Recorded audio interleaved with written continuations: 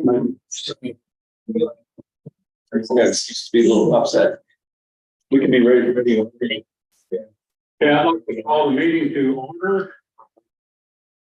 And welcome everyone coming in on a hot day when the radio, TV told everybody to stay home or you have a heat stroke. But appreciate everybody coming. Roll call. Yes, sir.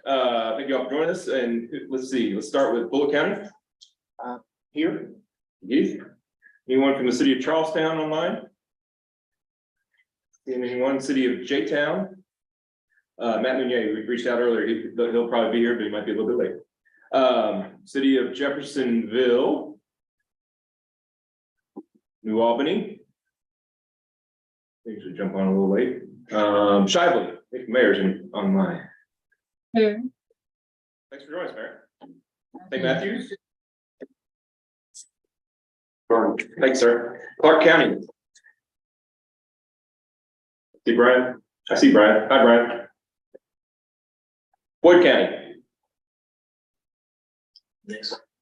See Commissioner Schellenberger talking, but I can't hear him. He's on mute. Can you hear us? And I think I see Nick previous name too. Yeah, I'm on, and John looks like he dropped it. There he is. Thank you all both for joining us. NDOT. Tony McClellan. Good afternoon, Tony. Good afternoon. Tony, can you hear us okay? Can everybody hear us okay? That's online. Yeah, it's better. There for a minute, it was a little garbled, but it seems good. Okay. All right. Somebody chime in if it gets worse again. Jefferson League of Cities. Let's see, Mayor Chapman. KYTC. Hello. Hi, Tom. Tom Hall. Anybody else to recognize? Tracy, thank you for joining us, Tracy. Good to see you on there. Thank you. Yep.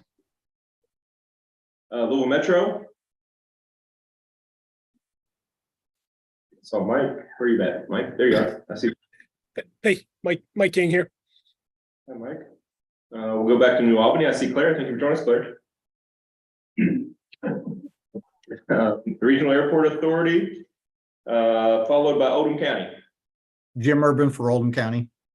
Thank you for joining us, Jim. Good afternoon. Town of Clarksville. He is at the Indiana Municipal Conference. Yeah, he emailed me just a little bit ago saying he'll miss this afternoon's meeting. Kevin Beatty, that is. And then do we have anybody from TARC at this time? I'm not seeing anyone. Any of our advisory members? I think I see Tanya Hickman connecting to audio is what it says here. So we'll welcome Tanya when she gets here. Did I miss anybody online? I don't think so. If we can is it okay if we introduce folks around the room? Yes. Okay. Can we start in back with Sean? I'm Sean Dex with the Elected of the Group. Spencer Williams, good. Chris Nicholas with GIFTA.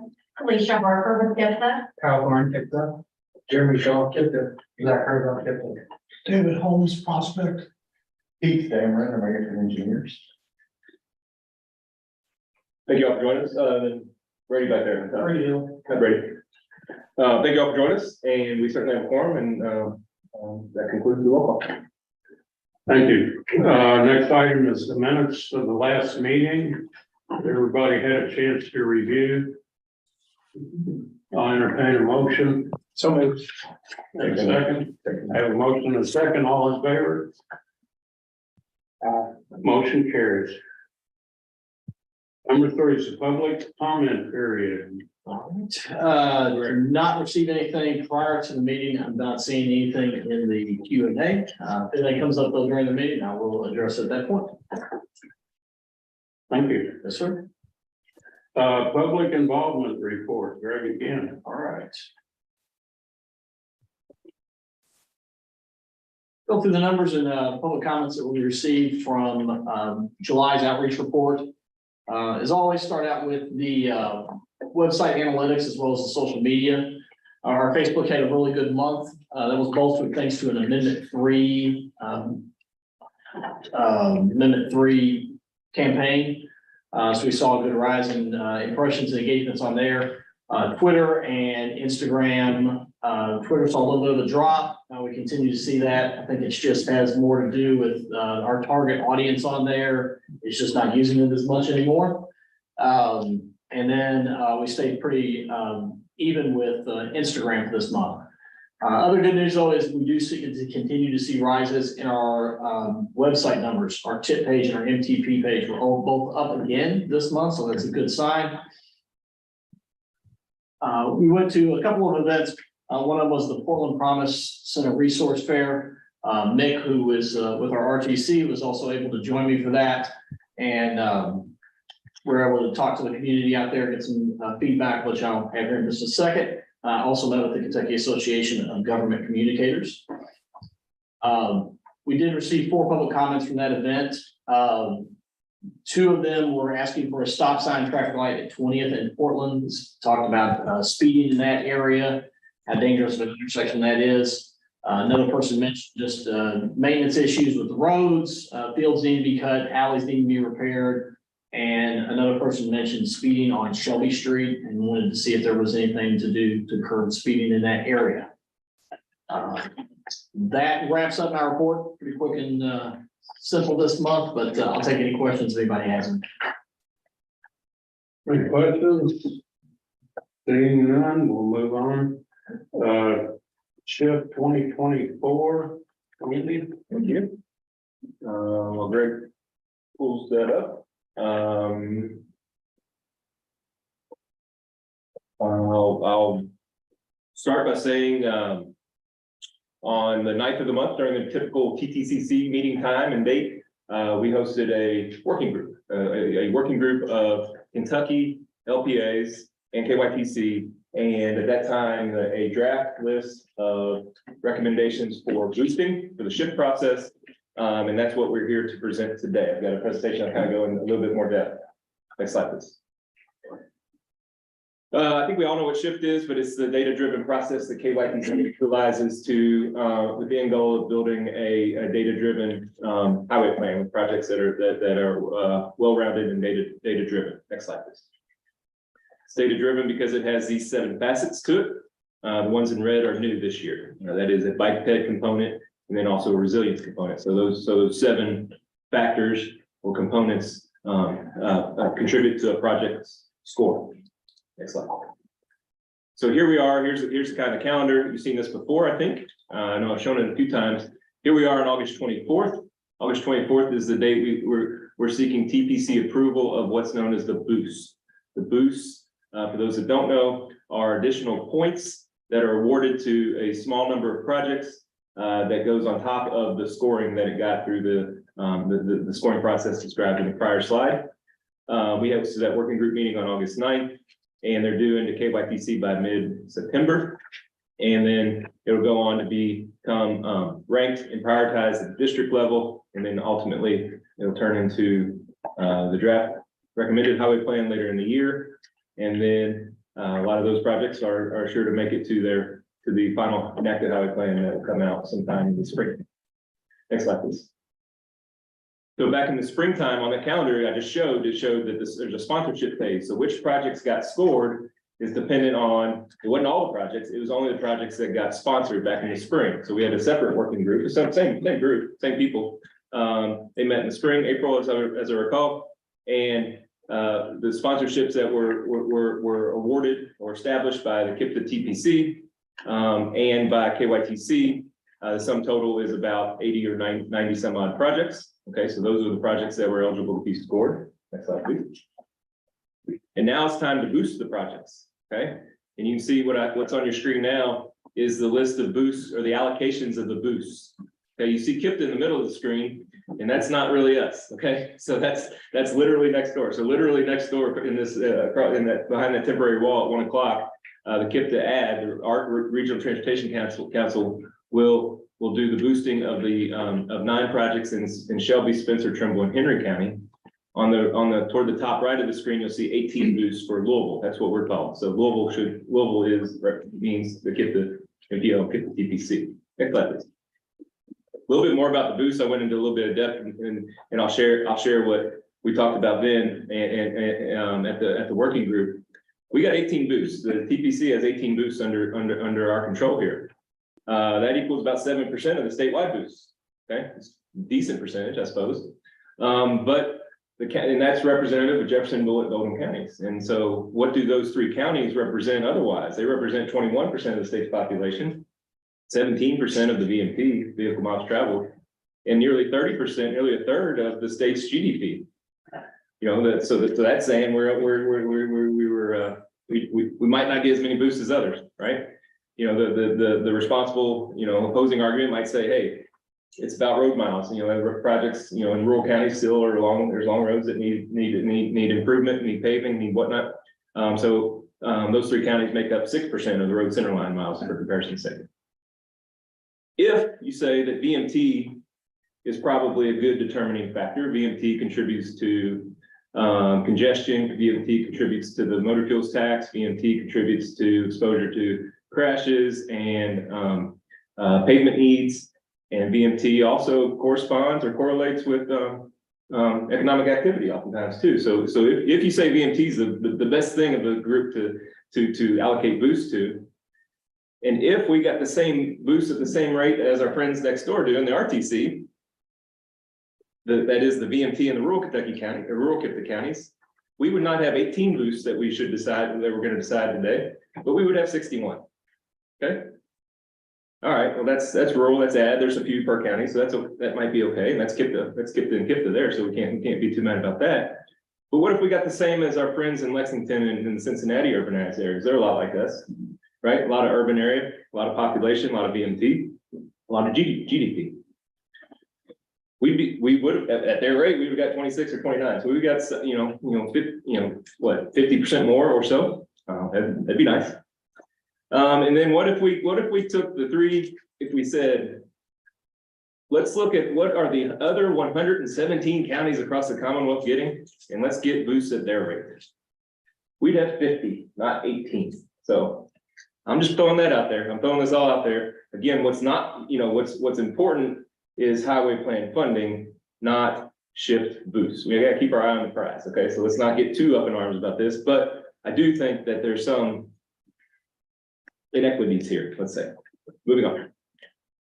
So if we look at it differently, rural Kentucky, not just talk about KIPTA alone, and that top left, you see, comparing the boosts that the ads get versus the MPOs. MPOs are only getting about a quarter of the boosts, but they have, in top middle, they have 45% of the VMT. Top right, it has 51% of the population. Bottom left, they have 2/3 of the GDP. But again, opposing argument might say, hey, it's only 22% of the center line. Again, this is illustrative only. Next slide, please. Moving on. How many projects were eligible to boost? These came mainly from those sponsorships. So in the end, we had about 86 to boost. That's the selection, that's the menu of projects that the TTCC working group had to choose from, and that the TPC has to choose from today. Importantly, there were 5 projects in our region, and I think 8 or 9 statewide, plus a few other priorities, 2 or 3 mega projects that weren't among the 8 or 9 I'm mentioning, that were deemed to be statewide priorities, and that's important to the conversation too. So those projects are not in need of boosting. The KYTC established as those as being, as I say, statewide priorities. Over about $140 million of I-65 projects in Bullitt County, and about $20 million in interchange improvements on I-71 in Oldham County. So we should not ignore those. Those are important. We do not need to boost those. Next slide, please. So what do we have to consider in the boost in TTCC and today? But TTCC has done kind of the dirty work, if you will. We've got to boost 18. We can only boost 18, and we have 86 to choose from. So we can only boost 21% of them. Compared to the prior iterations, or the prior iteration, we received 18 boosts when we had 21 last time, so we have fewer boosts. And remember that statewide, those statewide projects in the last one were committed projects, as they were called in previous iterations. Fewer projects met those categories. So the universe of projects, the menu of projects is larger, but we have fewer to choose from, making it a deeper cut than in previous times. Next slide. So a little bit about the working group. Again, we met on August 9th in this room. We did not have KYTC's booths at that time. We got them on, I think, Monday or Tuesday of this week. So we do have them. We do have them now. Be clear. Okay, so for those that don't know, it's a parallel process. The TPC has 18 booths. Remember that slide that showed the allocations? KYTC District 5 has, I believe it's in the upper 20s, 29 or something like that boosts. So if we boost the same projects, then the project gets 10 points from the TPC and 10 points from District 5. So it's commonly referred to as a turbo boost. Okay, so what was recommended, and I'll show the details in upcoming slides, was 4 projects from Bullock County be boosted, 11 from Jefferson, and 3 from Oldham. Next slide. And you can see here in the light blue from the KYTC boost that we got this week, that there are 5 projects, 5, 8, and 4 respectively, that are going to be boosted by KYTC in those counties. Next slide. So starting with Bullock County, these are the four projects that the TTCC working group is recommending that the TPC approve today to boost. Be clear what these are. Okay. Final straw is here at this table today. A couple. There's Kentucky 44 project. That's the project kind of right in the heart of Mount Washington. There's interchange improvements at the exit, was it 121, the Brooks exit. There's Kentucky 245 improvements between Bernheim Forest, and in the highway plan is listed as community college, but it's now going to be the distillery. So near I-65, that is. And then also a project that was favorably received by, or a priority of the city of Shepherdsville, West Bullock Road and Kentucky 44 improvements there in Shepherdsville.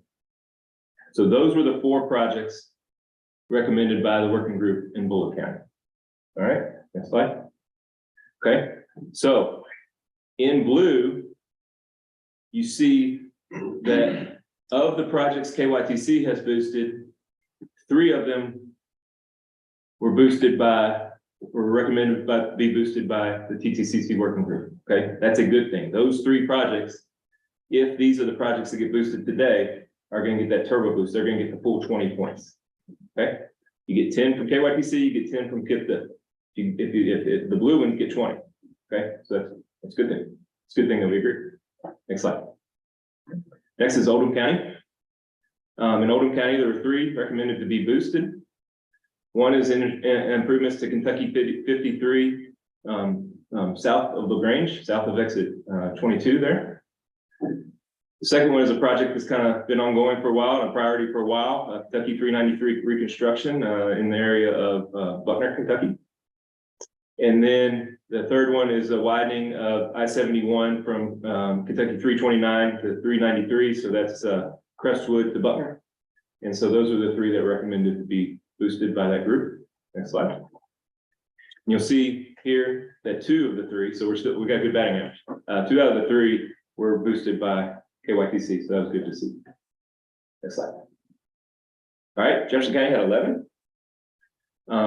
We can see all of those. They were throughout the county, east end, south end, inside Waterston, outside Waterston, good variety. I think that was a goal of Louisville Metro staff, as I recall, to make sure there's some diversity in terms of where the projects that are boosted, where they're located. Some of these projects, it was good to see also, I believe several of these were boosted in last time around in 2022. So those remain priorities, which is good to see. And also notably, when I look back at what I presented to you all 2 years ago, several of the projects that would have been on this list 2 years ago, those are well underway. So that's good. That's good to see the results of the process, right? We always want to see that. So you can see where all the projects are. Again, they're all around the county. Next slide. And so you can see here the four projects that are amongst the list of 11 that were recommended by TTCC to boost, that were boosted by KYTC District 5. Okay, so Greenwood Road and St. Andrews Church Road are almost connected. There's a slight gap between those 2, and down in the south end.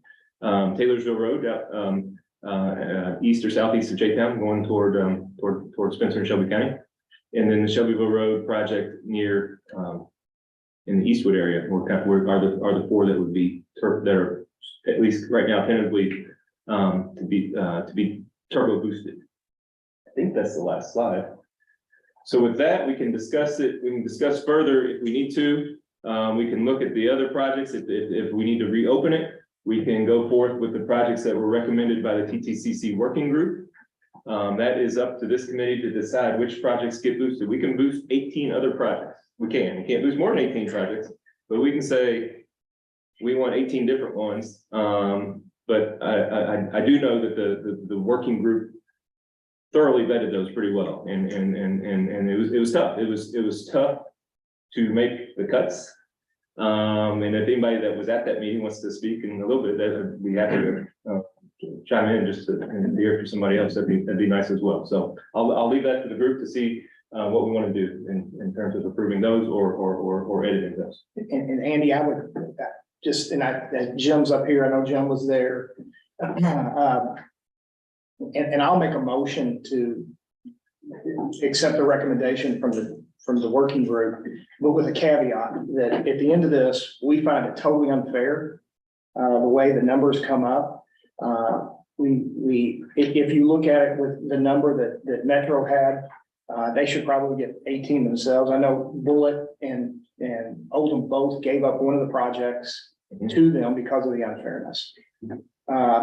We are, and I know, Jim, we talked about this before, and I went out of town. We're going to try to get a smaller working group together to address this with the legislators on how they come up with this. This is totally unfair, that these three counties bring in, and I think you said this before, and maybe it was on your slide, Andy, how much of the revenue that comes into the state comes from our three counties? It was approximately 20, it was nearly 30% of the state's Yeah. GDP. And we get 7%.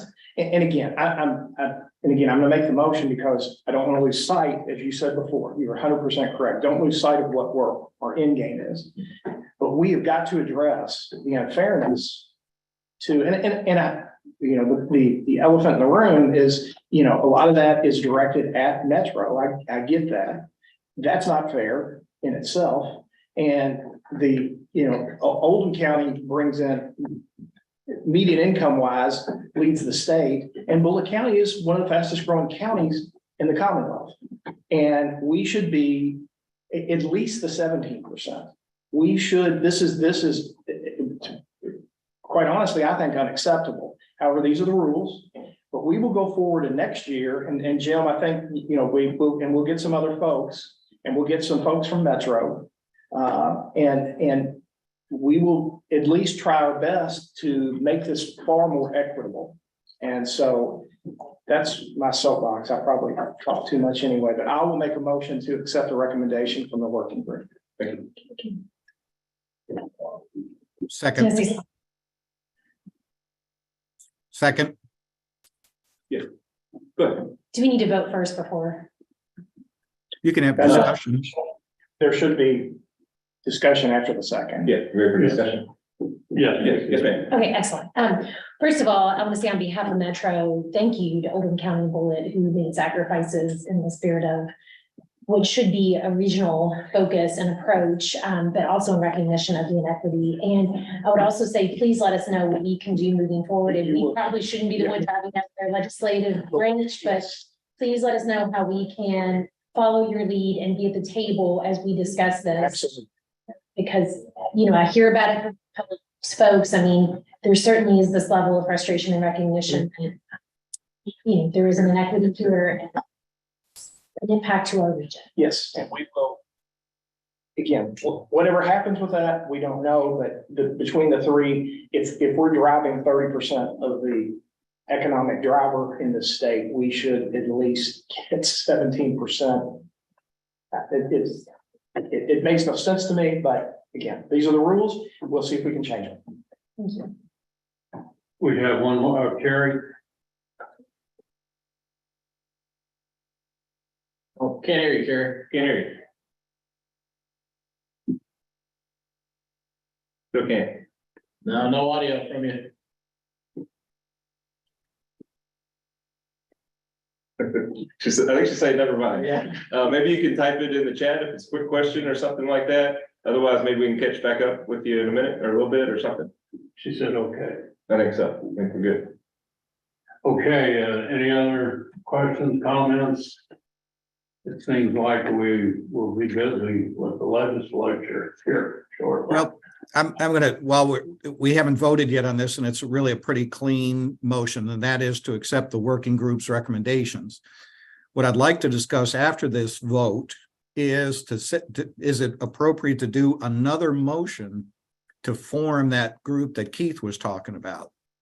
And Andy, I'm not sure procedurally in the bylaws if that's the way we would do it, but just to make it an official, I guess, direction decision by the TPC to go ahead and put that group together and look at whatever it takes to support the notion of getting, either additional funds or fixing somehow the shift process.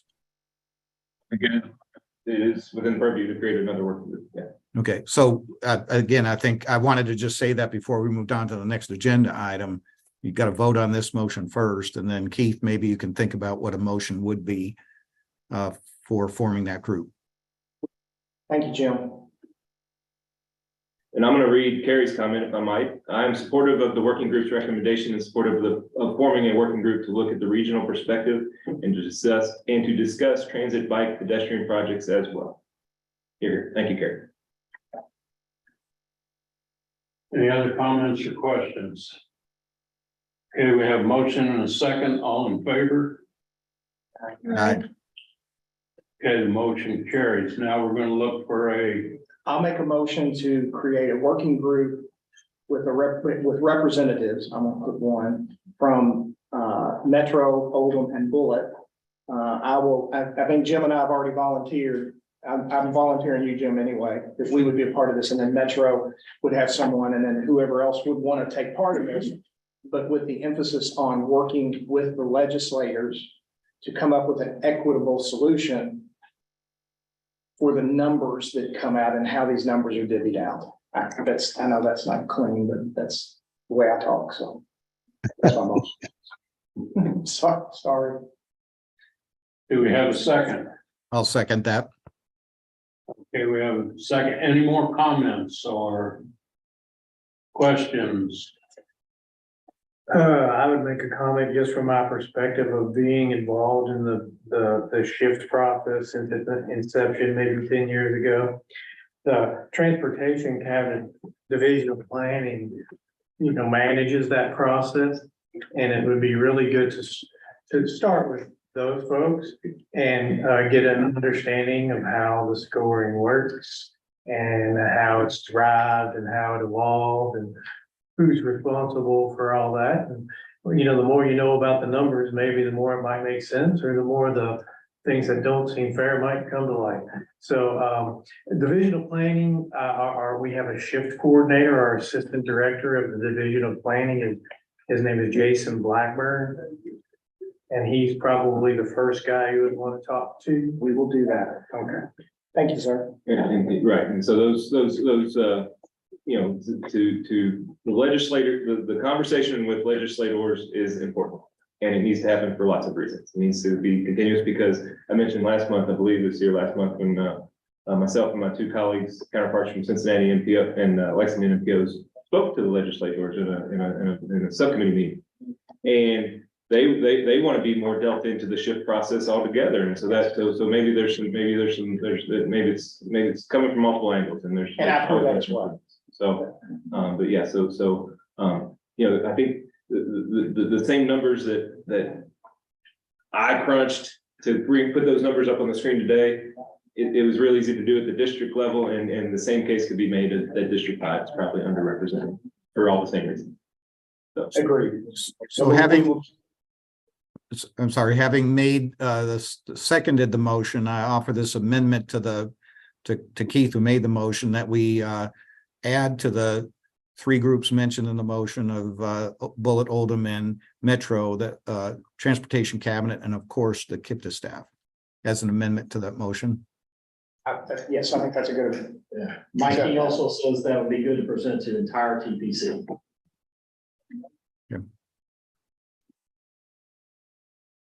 Okay, any other discussion? So we're voting on the amended Yes. that we're adding. Metro, KYTC and cabinet. Is that, And Jim, was that, I'm sorry, KYTC and Kipton.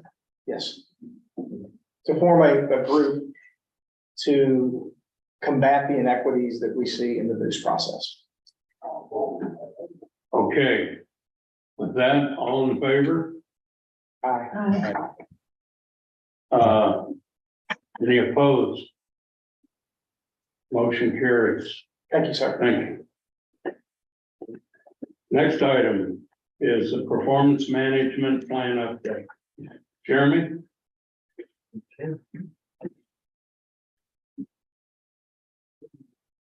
Presentation.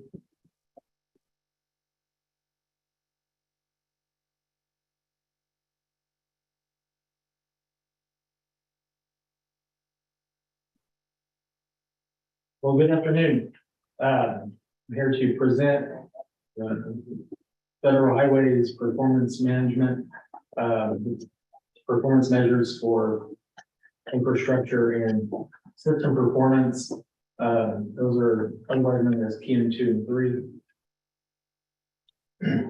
For an overview, we'll look at performance management in general, and then we'll look at PM 2 and 3 targets.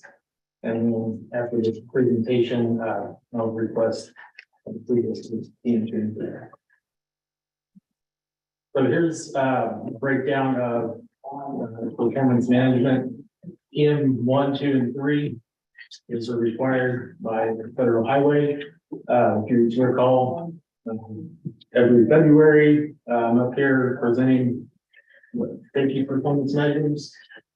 Last August, presented on CMAC, which is part of PM3, which we won't discuss today because that CMAC plan was already approved, and that's separate from what I'm discussing today.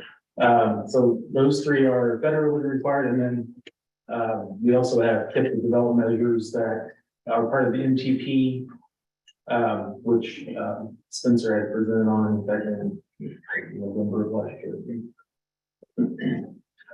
So a breakdown of PM 2 and 3, we have PM 2 is otherwise known as like infrastructure or asset management.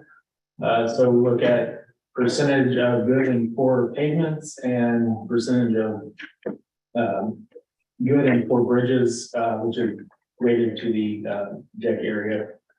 And PM3 is related to travel time reliability for interstate, non-interstate. And then those are both percents, and then truck travel reliability is just an index.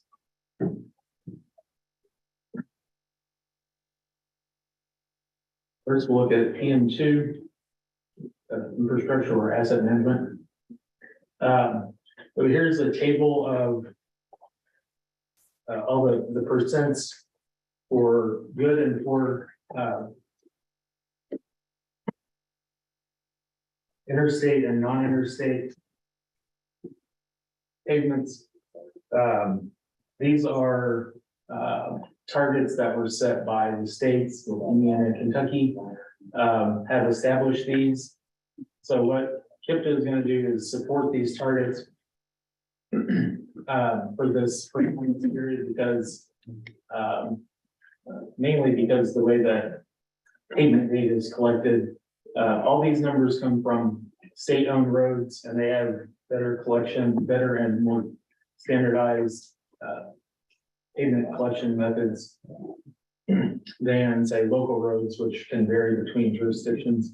So we're going to support the state targets on pavement performance.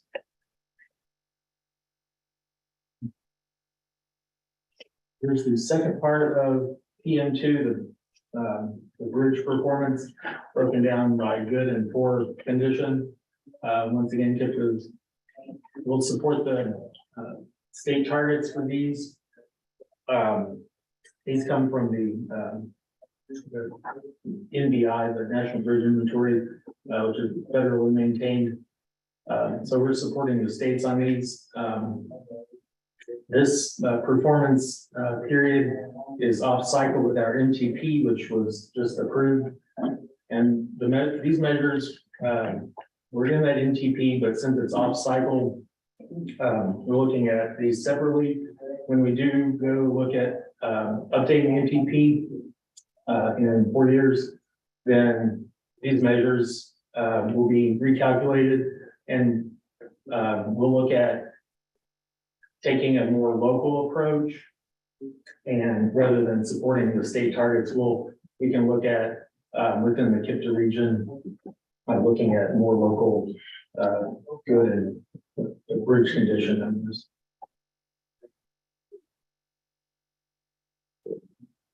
PM3 system performance. There's a level of travel time reliability, or LOTTR, for interstate and non-interstate. This is a graph that comes from an online platform known as RIDIS, which uses INRIX data, which a lot of times, so this data is collected through like in-pavement counters that are across the US. These are collecting vehicle data like speeds, and if you recall, I think it was maybe Joseph that had a presentation on the congestion that utilized, or the last one we looked at for CMAC was like P-head, person hours of excessive delay. This used the INRIX data. So that this is continually being collected as you drive the roads. This first measure, LOTTR for interstate, looks at, we looked at 2017 through 2022. This measure of travel time, which is the 80th percentile of travel time, divided by the 50th percentile, then you get this percent. There's some other factors in there like segment length and things like that. So we looked at the 2017 through 2022, excluding 2020, because if you look near the middle, there's the green section where the interstates were very reliable because most people were staying at home at that time. So we excluded that and looked at the other 5 years. You can see it fluctuates, but we averaged those 5 years and came up with the 93%. And so that's going to be our 4-year target. This is the non-interstate. Once again, we did the 5-year average, and prior, you can see there's a lot of red, and then it sort of stabilizes and continues to be reliable above that 80% measure that we're going to use. And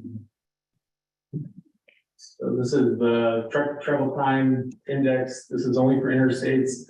Once again, you can see in 2020, very reliable. And then other times it oscillates.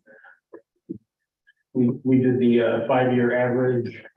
And these are, so once again, these are all for PM3, and these are KIPTA region measures, their targets versus PM2 in the state.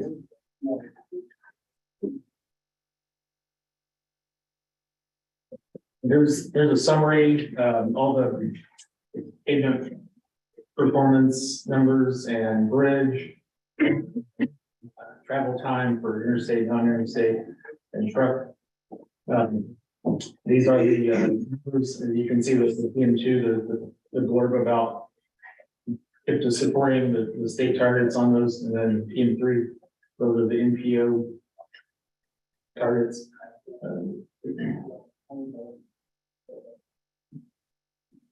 take any questions or comments over these two measures. For those who've been around for a while, you might, and we're here 4 years ago when we first established this. What we're proposing to do now is almost flip flopping, okay? The asset management ones, we calculated local measures at that time. And as you can probably recall since then too, the debate about which roads do we have data on? The only data that we can get those numbers on are the state routes. And so priority of pavement condition goes beyond the state routes under the TPC's purview. And so we're gonna go ahead and support, we're proposing to go ahead and support the state's target on that. We didn't get much benefit out of it otherwise previously. And then at that PM3, the ability to use that platform has made it much easier to calculate those robust calculations region-wide for those LOTTR and the truck travel. We'll have those. So it's a little bit of a flip flop, but we think it's the right move. So the action, the TPC is, requesting approval of PM2, which is the state developed or state targets, and then PM3 is the particular region.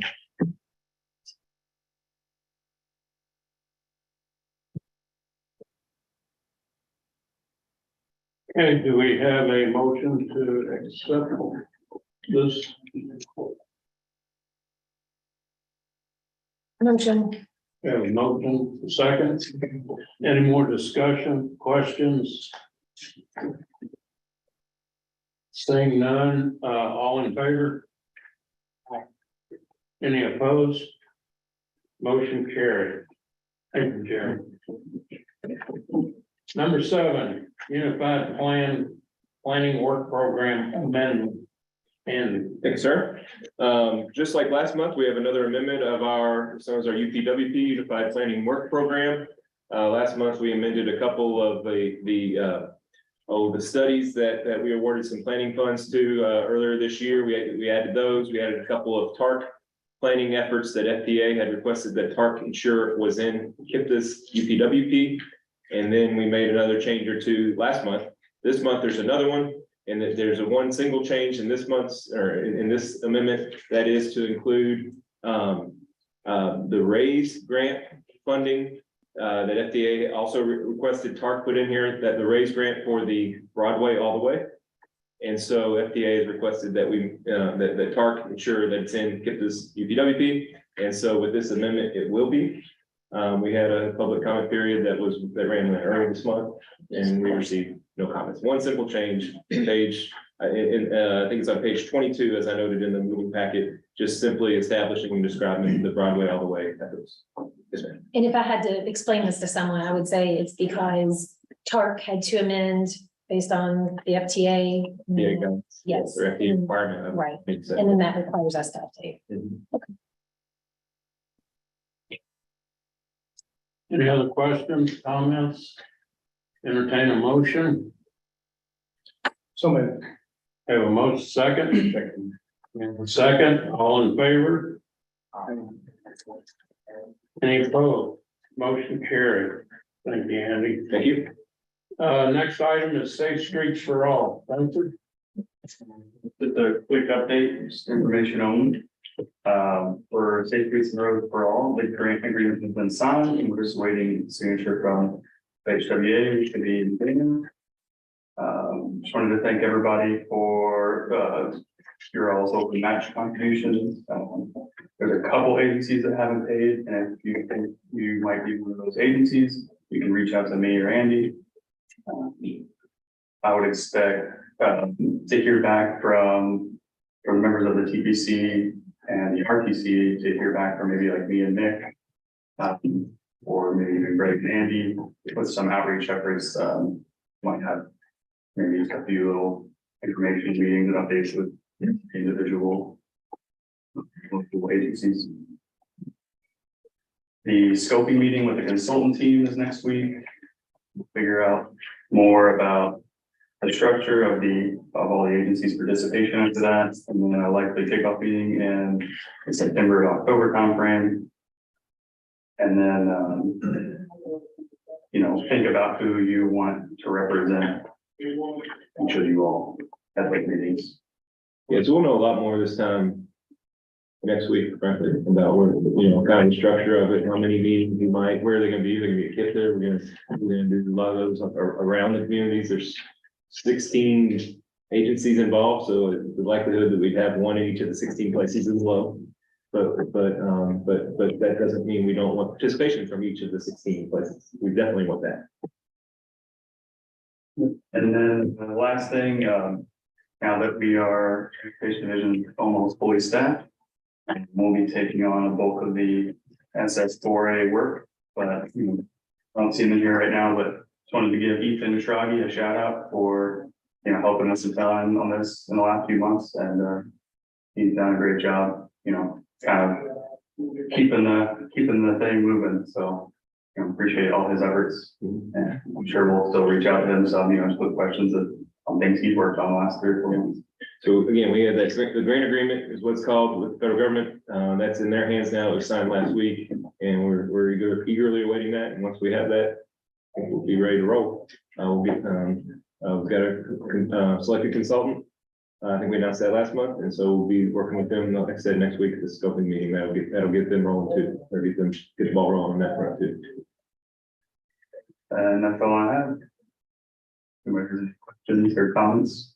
You can ask right now, or if not, you can reach out to me, Nick, Andy, Greg, anybody at transportation can answer your questions. Any questions, comments? Thanks, Spencer. We don't need to take action on that. Okay, Thank you. thank you. Number 9, external grant opportunity.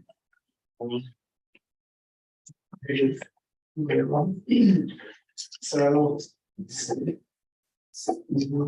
Yeah, you can drop it low.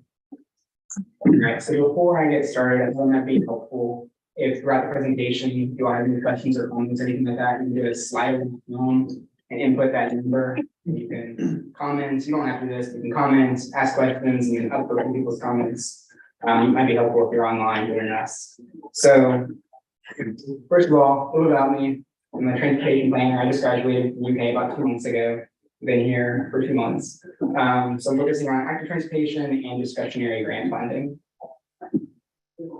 So, quick overview. Some of this might be a little bit repetitive to some of you on the room, especially from Metro, and you've all applied and been awarded a lot of grants throughout a couple of years. So, about 2 years ago, Congress passed the $1.2 trillion LGA federal infrastructure law. And about a year ago, last week, they passed the IRA, the Inflation Reduction Act. Both of these provide both formula and discretionary grant funding. The formula funding helps to fund our steps, so the transportation alternatives, congestion relief program, all that sort of stuff. However, a large chunk of this goes towards discretionary grants, so that the Safe Streets and Roads for All that we just discussed, reconnecting communities, raise grants that Metro has gotten through the Broadway all the way, and the Reimagine 9th Street. In addition to that, there have also been some Indiana specific programs that are a little bit older, such as the community crossings and next level trails for them. So this is important to us for a couple of reasons. First of all, it helps us stay competitive nationally and being able to get these grants. In addition, it can allow us to complete projects quicker in the realm of inflation and project delays and all that kind of stuff. It will also theoretically free up money for other projects and can help us further the goals of the MTP. So, conversation about discretionary grants cannot be complete without equity.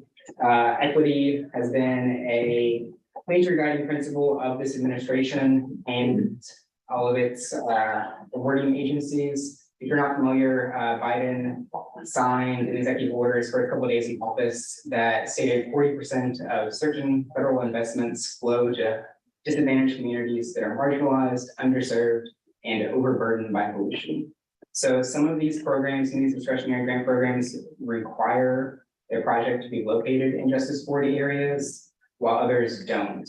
However, even programs that don't necessarily require it, a large proportion of this funding ends up going to projects that are in those locations. So it's a good idea for your project to be in a Justice 40 area. It'll set it apart more.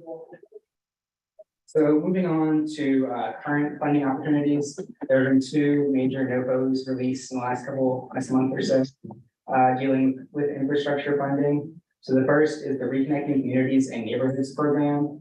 This is really two programs shoved into one. So there's the Reconnecting Communities pilot program, which has been around for a few years, as well as a brand new program, the Neighborhood Access and Equities program.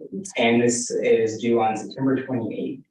So the Reconnecting Communities pilot program is really for major large-scale projects that addresses infrastructure barriers, restores community connectivity, and can improve people's lives with a priority given to disadvantaged communities. So this is in the form of both planning grants and construction grants. These planning grants are open to states, MPOs, local governments, nonprofits, and they max out at $2 million with an 80-20 match. The construction grants, like I said, are for like very large-scale projects. They're awarded to the owner of the facility, and the minimum awarded grant is $5 million with a 50-50 required match, which probably prices out everyone in this room, if I were to guess. But it's for big projects like highway removal, highway caps, like the big dig in Boston, those kind of things. So moving on to the Neighborhood Access and Equity. This, I believe, is for smaller projects. It's awarded to states, MPOs, governments, special districts, or authorities with a transportation function. And they really love to see partnerships with these grants between these organizations across state lines, with universities and nonprofits. And the goal of this is to improve walkability, safety, and affordable transportation with special consideration given to strategies for improving community connectivity and mitigating or remediating negative impacts on the human or natural environment. So this can be both for planning and capacity building. There's no award minimum or maximum. There's an 80-20 match if it's not in a disadvantaged or underserved community, but if it is one of these communities, there's no required match at all. And then the final project, or the final grant that is due October 10th is the SMART Grant Program. It's open to states, MPOs, local governments, and transit agencies. It's for planning and prototyping new transportation technologies. So in one of those 8 technology domains you see up there, Google Metro was awarded a grant last year to implement some smart sensor-based technology at flood underpasses. At least that's my understanding. So this is like a 2-phase grant. This is the very first phase of the grant, where it's just the initial planning and prototyping of these technologies. And then there will be a second phase later on, a couple years down the line. It's more like the wide-scale implementation of these new technologies. So this is where I want to go with you all. How can we help you? We want technical assistance, partnerships. How can PIPTA staff really be there for different organizations in this? Yes. Okay, so first question is, can you help with grant applications, as in the writing portion? Yes, our SEDS division, I think, does more of that for sure. Transportation does not necessarily do that much grant writing. Okay. Yes. Yeah. So the answer is yes? Yeah, the answer is yes. It's not. Okay, so also for data? Providing data would be useful.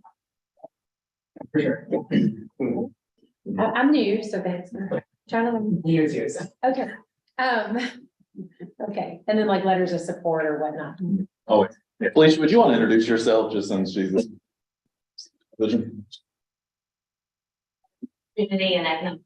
So we have grant writers that stay on staff in a division, and we do federal and state grants all the time with all of our communities, counties, cities, some local nonprofits that partner with some of the cities and the counties. So definitely, if you're anything interested in, reach out to us. With local metro, it's a little bit different than like if we're working in Trimble County or Spencer County, because you all have a lot of that staff, but we would be more than use. I appreciate you, but I don't want to take up resources, so. No, that's what. Okay. And the game has changed. I don't know if we talked about this in PPCs in other months, that, you know, the IIJA, you know, it took all the formula funds and it kept them, and then it piled all these discretionary funds on top. And so it's not like there's fewer formula funds, there's more formula, there's just as many, if not more. And so these are different. These are new. Most of them are brand new. And most of these are very specialized. And as I've been talking to Kyle, if we don't have the answer, we have answers to some of the questions. I know we will.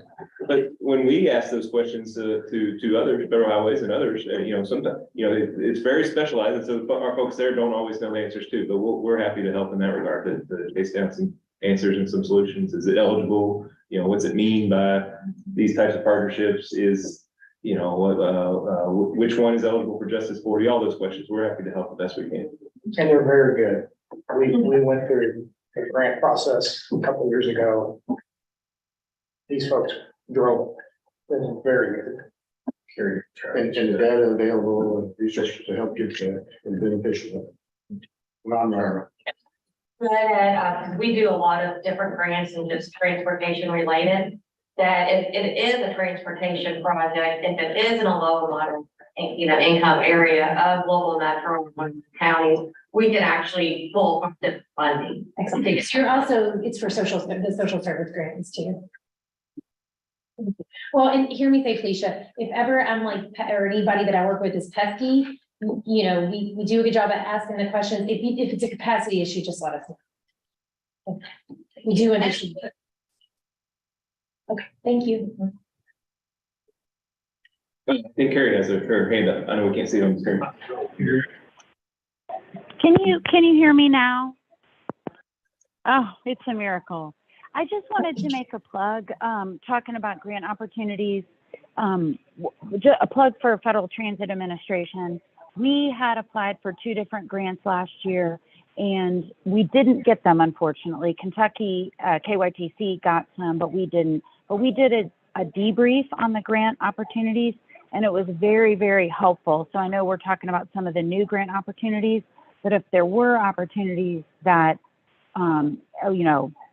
Metro or any of the counties applied for and didn't get it, you might see if FHWA does a debrief for, rejected applications, because it was extremely helpful. So just food for thought as we're thinking about new projects and pursuing things about how to be more competitive next time.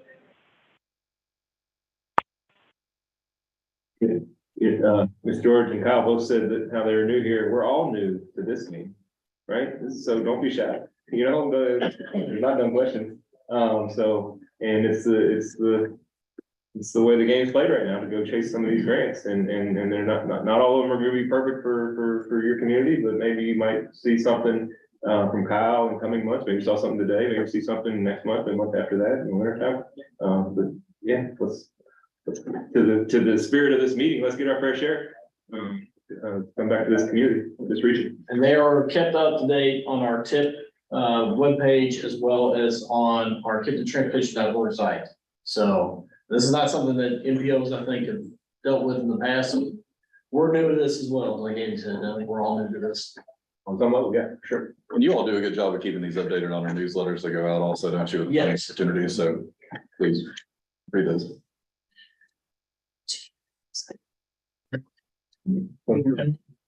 Comments?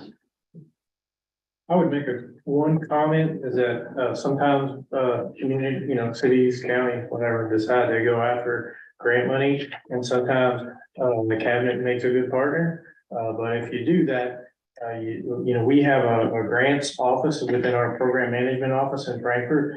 And they need to know that cities, counties who are local governments want to partner.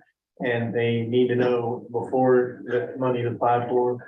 So, but we have, like I say, we have folks that do that in Frankfurt, and their names are Susan Oatman and Beth Neiman. And if you're thinking about a grant and maybe cabinet participation, or just want to let us know that you're doing a grant and you're going alone, we'd like to always hear about that.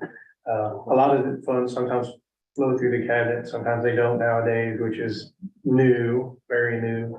But anyhow, the more we know, the better. And especially if you want to partner, make sure that our grant folks are aware of your intentions early before application.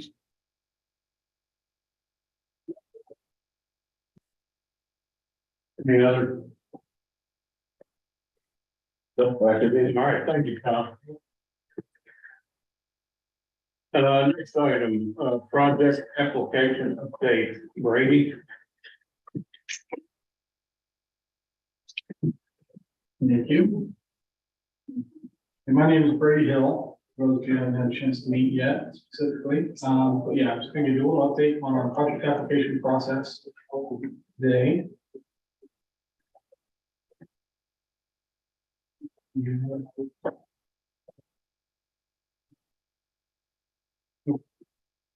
So why do we need a project application update? Well, the current project online application that we have has been used for about a year. It was really more intended for the call for projects period, for the development of the recently accepted NTP. It's a little too unwieldy for long-term project managers for small changes that occur on a month-to-month basis. And so we are introducing a second streamlined application for minor project changes. We're hoping that this will reduce the administrative burden for project applicants, allow KIPTA to better organize ourselves and our own processes and kind of revamp where we are, and also introduce a few changes requested by partner agencies such as NDOT in our process, and provide more clarity in the questions in the applications so that we get better answers going forward. And so moving to a 2-application system. So there will be a full project application. This full project application will be very similar to the existing current application that's been live for the past year. It has a full suite of questions that we need in order to input that information into our MTP scoring process, so that we can use that when we're trying to make funding decisions on which projects best meet regional goals. The types of projects that will need to do the full project application will be projects that are new to the TIP, new to the MTP, a new group project, or an existing project that is undergoing substantive changes to scope or location specifically. So any existing project that isn't undergoing changes to scope or location can use the expedited project application. It's a lot simpler. It skipped a lot of questions that were already answered whenever that project was new and that full application was already filled out.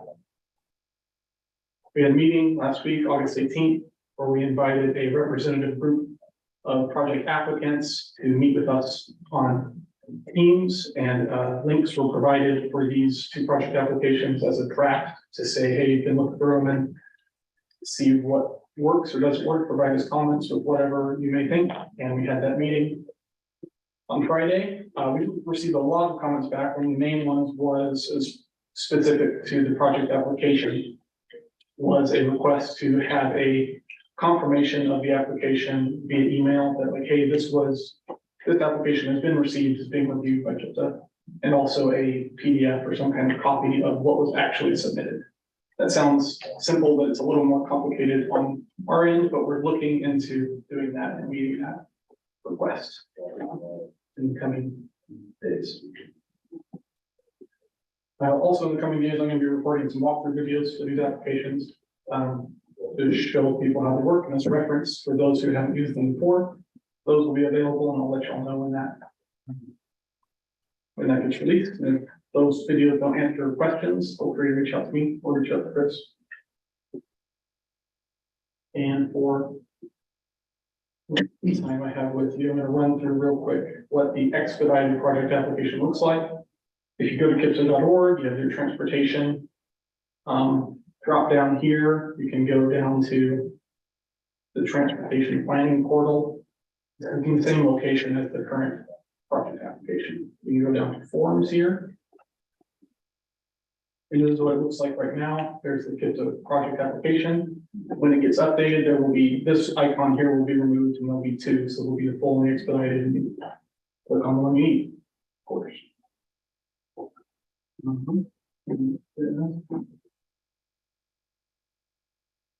And when you click on it, this is what you will get. Here is this page. This is for the expedited project application, so minor changes. And the first question that you'll be asked is, do your proposed project changes represent a substantive change to your design scope or location or design? And if the answer is yes, then it says this is the wrong one, don't fill this out. You need to go to the full application. There's a link that puts you right back to the page that just shows you where you can fill out the full project application. But in this case, the answer is no. I'm going to run through very quickly a example of if we use the Blanton Lane sidewalk project, KIP ID 2920, of what it might look like for some minor changes to this example project that's currently in our TIP. And so this is a Louisville Metro project, so it'd be Kentucky's for Kentucky. And move on. And then this is a change here based on the compared to the old document. Where the first instruction was please use fiscal year 2023 to 2026 TIP project listings as a reference when you're filling out this application. Because we have the current information for these existing projects, and probably would be good to make sure you know what that is and you're on the same page when you're requesting the existing project changes. So you click on this link, brings you to this page, Kentucky link and the end link. This is a Kentucky project. You can download this Excel document. And you can reference this document throughout the application process. It's a lot easier to get to screens, right? This shows all the project phases. It's updated monthly, but all the project phases in the TIP from 2023 to 2026.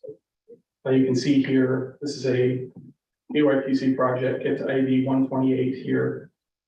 And then there's another phase for 128. And so this is a large document, but you can filter at the top row, there's filters. So if you know your KIP ID, and we do in this case, it's 2920. You can type in 2920 and just search for that. And it filters out just this project. So you have two phases for this Blanton Lane sidewalk project.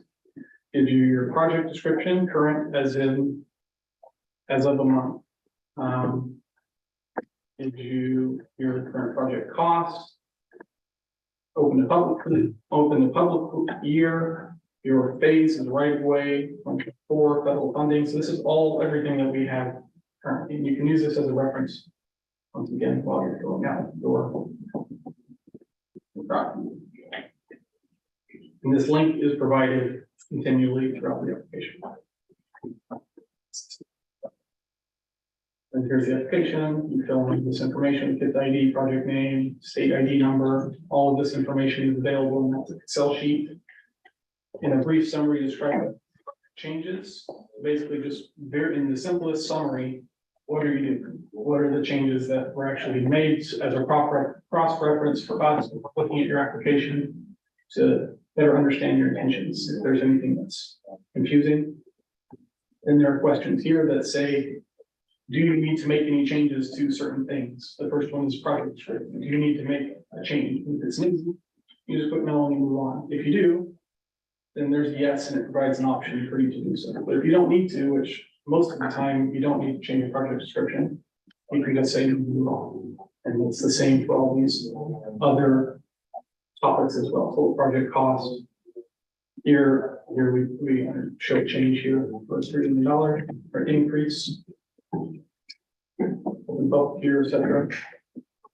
Contact information page, and then we skipped all the extra questions. All the mapping questions are skipped for this expedited application. And if you need to make any funding changes, say yes. Go forward. We would like funding changes to be made for any phase that is fiscal year 2023 and beyond. That could be 2030, 2035. It doesn't have to just be in the TIP. We would like all of them beyond 2023 and beyond, even if that phase is not making any changes.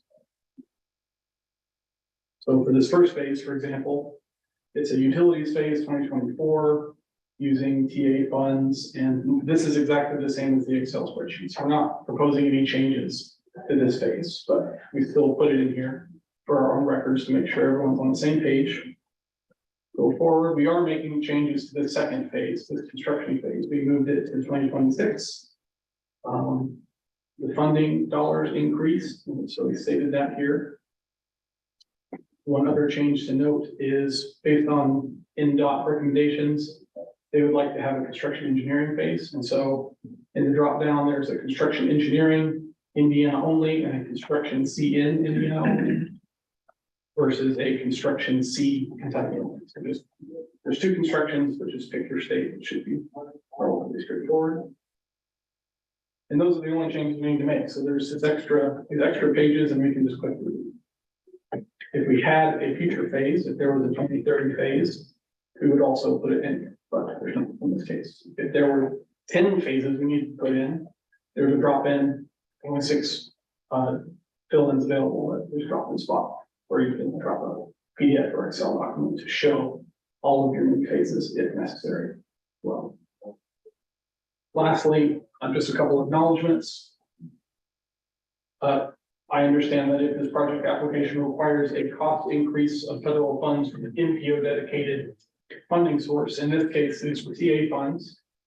And in this case, imaginary case, we did ask for an increase in funds. This is acknowledging you also need to fill out the MPO cost increase application in addition to this application, and there's a link to that as well. And the same thing with the phase shift application below. Another email, that's about it. That's the expedited project application. Questions or anything required for this? That's what process.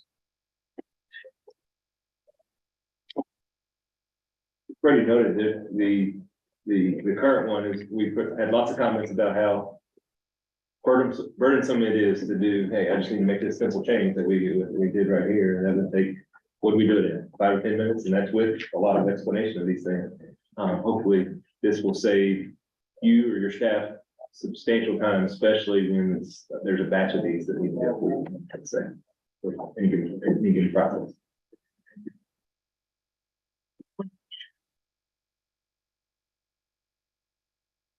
So there's a couple things that we're still working out with the email notification submission details I mentioned earlier. So we're still working on that, but within the next weeks, this time that we're looking at.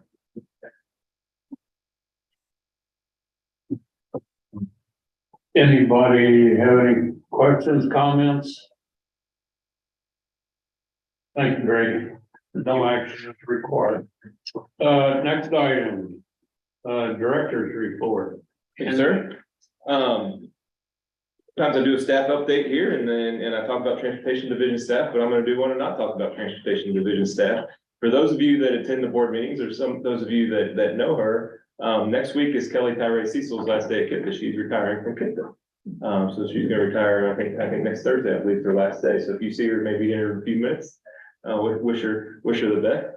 KIPTA has hired a new HR director. Her name is Megan Agnew. She started a couple weeks ago, so there's 3 or 4 weeks of overlap, I guess, with those 2 ladies. And so Megan Agnew, if you hear from her, that's a new KIPTA HR director. So she should be in our board meeting for those of you who stick around for the board meeting, so you can meet her today, perhaps. I've got a slew of announcements about upcoming meetings. So we've got through the end of the year, and maybe we'll send out an email in the coming week or two about this, because our schedules are going to get a little bit weird here. Okay, so our September meetings, both TTCC and TPC are both canceled. Okay, the TTCC meeting time, that is 1 o'clock on Tuesday, September 19th.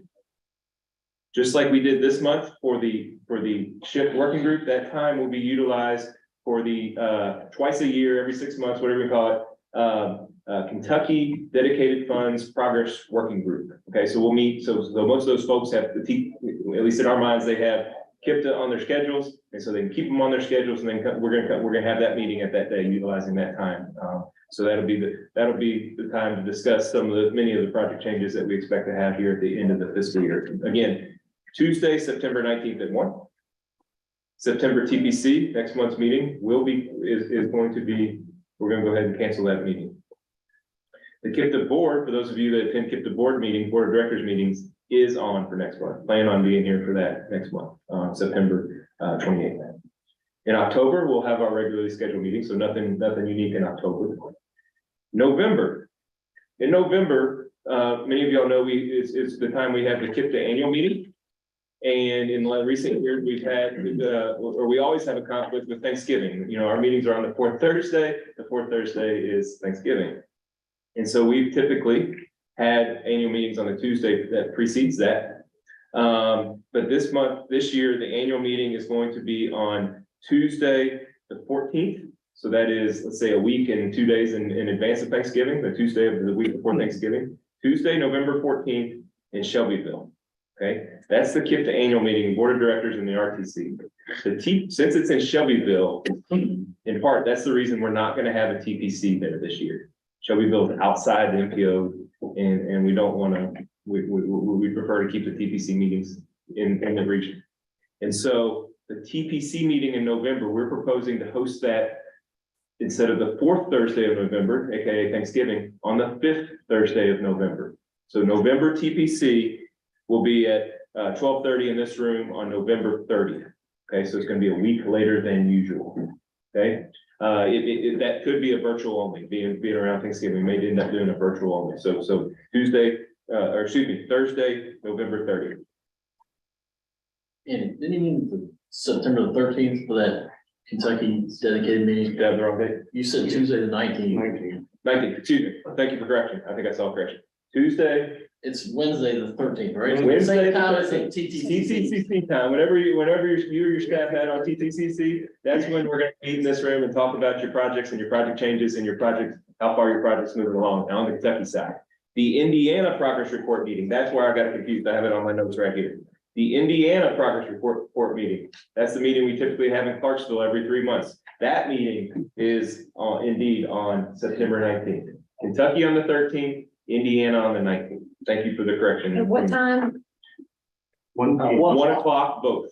Okay, so the one in this room will be on Tuesday, the 13th at 1 o'clock.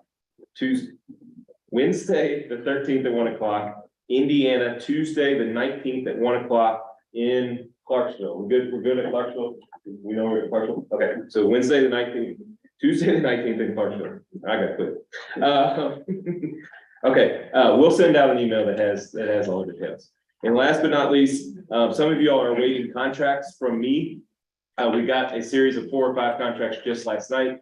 So I went to J-Town, I owe 2 or 3 to Louisville Metro. We'll be looking today or tomorrow for those contracts. And some of those various contracts covering several things, including the planning studies that we were working on a couple months ago.